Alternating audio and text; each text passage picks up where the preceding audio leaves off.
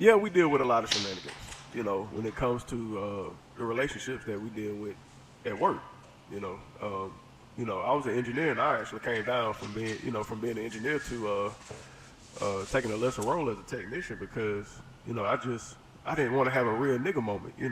If I can say real nigga, Yeah, you can say I it. didn't want to You can have a say real it. nigga moment, and you know, because I call it a real nigga moment because at that time, bro, you don't think about your family or your obligations. All you think about is your feelings being hurt. You know, so um, yeah, these so-called white folks, man, they were hurting my feelings, bro, because they kept talking about our people in a negative light, and you can talk all day, but when you start talking about my people, man, It start hit talking different. reckless, man, it do. Like, bro, what is you saying? What is you saying, bro? You can't say that. Cause you So really talking about me. That's they what did. that's what you're saying. Yes, sir. You talking Yes, about sir. my people. Because You I'm, really I'm talking from the about me. bottom, baby. Yeah. Yeah, I'm from the bottom. You talking about these unimpoverished people? They need to be weeded out. I had a guy that said that, bro. Yo, He that's crazy. said that. Weed it I out. was like, what? Yeah. So even like Mike, man, we deal with foreign relations here in America with white folks, bro. You see what I'm saying? Yeah, we from the same. We you know we were born here in the same land, but we ain't the same. So we must at all times, hold ourselves accountable to how we being painted. And that's why the sexy reds and things of that nature, bro. It hurts me to see that type of stuff because it mess up relationships. Like we could be doing more on a global scale if it wasn't for these opportunities that's willing to make a couple dollars, to shake their ass or to talk about killing their own brother. I'm a yield with that, brother. Yeah, man. It's a cold world. It's a cold world for sure, man. And the maneuvers you gotta make to get through life is just nothing short of phenomenal, you know? Especially being a person of color. Like, there's extra steps you gotta take. And it's no secret. Everybody knows it. We all see what's going on here. And, you know, you may have to set some things straight, but it's also how you set things straight too. And Yeah. Oh yeah. we're so often taught to meet fire with fire because we have something to prove, but really you should meet fire with water, which is wisdom and control and understanding, because the moment one decision you make can change your life forever. And you have to weigh the cost. It's like, damn, is it really worth me setting it off and proving a point? Or is it more important for me to get a paycheck? I don't know. Everybody has different, tolerance levels. I got a friend of mine, he can't keep a job. I mean, he's so sensitive about how he's treated. He's always at a new job. And it's like, bro, at some point, I don't know, maybe you just gotta take the bullshit. I don't know. Yeah. I mean, Mike, man, but look at him. What you saying right now, boy? And that's why I done switched so many jobs because of that. I done had so many different, titles because I was like, well, I don't like how I'm being treated, so I'm getting up out of here. Yeah. And I done had some big money too, big money. Man. If I would have stuck it out, man, I'd be living a little bit more comfortable than I'm living right now. But like you said, man, but sometimes, Mike, your bucket get empty. Yeah. You can only use but so much water. And my bucket was starting to get empty. I was reaching in that bucket Yeah. to get a scoop, and it started getting low. So I said, "Well, let me get up out of here before before I cause myself to look like an ass." Yeah. And again, I don't. That's relationships, man.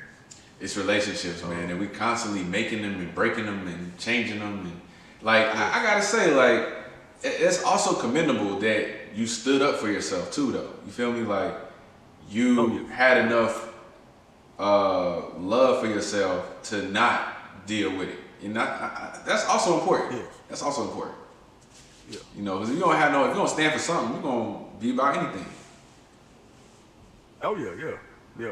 You know, but sometimes, man, like I know I had one job. It was a gravy job, man. I was programming machines, and I was trying my best to, you know, keep the relationships there. You know, the relationships with management, you know, pretty humble, man. Yeah. And I got pulled into all the mess. I was trying to stay out of it. Yeah. You know, but they, you know, I had people around me they didn't like because I was so brilliant. You know, Mike, I wasn't supposed to be brilliant.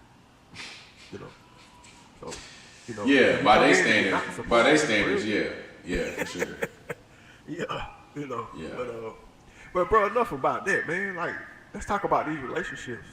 You know, between woman and man. Okay, I can dig that, because you know, this is something that's been on my mind too, and I want y'all to like chime in. I want to ask you this: do you feel like relationships are still important today? Because to me, it seems like being single and mingling What type of relationship is a lot more important than settling down. Okay. But that's a relationship. What's the relationship? Being by yourself? But no, like, well, you ain't by yourself because you mingling. Oh, well, They call it yeah. speed dating. Yeah. No, that's true. That's true. I ain't looking at it like speed. that. Yeah.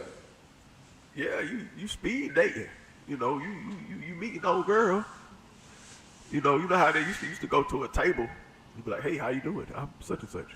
Yes. Nah, you get on Tinder. Hey, how you doing? I'm such and such. You go meet that person, Yes. and then you know y'all have relations, and that's it. Just speed relationships. You know. Yeah. No, that's true. It's like. Go ahead, brother. Forgive me. It seemed like that's really, cause I'm 35. Let's just keep it funky. I'm 35. I don't have no kids. I'm single, and I'm okay with it. You know, I wouldn't have thought, looking back, like if you would have asked me in high school what I was gonna be doing at 35, it wasn't this. I'm gonna be honest. Like, I had a different outlook of what 35 looked like. I thought, you know, married, kids, house somewhere, working a job you probably don't like, you know, just kind of being. Mike, it seems. Mike, forgive me for interrupting, bro. Forgive me. Yeah. But I was thinking about this, man. We was getting ready, not we, but when I was getting ready, you was getting ready too, you know, in another time zone. But when I was getting ready, man, I was like, boy, I was getting ready, you know, trying to get myself together. And I said, man, I am a 21st century, not 21st, but 19th century man. You know. Okay. Like, that's what I am. I go to work, deal with the children, you have a family, you know. But to make it in the we're in the 21st century, right? 21st century, right? Yeah.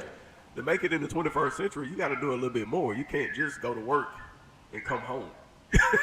Yes. It's impossible. Yes. You know, you are what you, and what you're doing it would be considered a 21st century man. You know, but is it a good thing? Is it a good thing that you have to hustle and bustle so much? Yeah. You know, or that you have to be by yourself.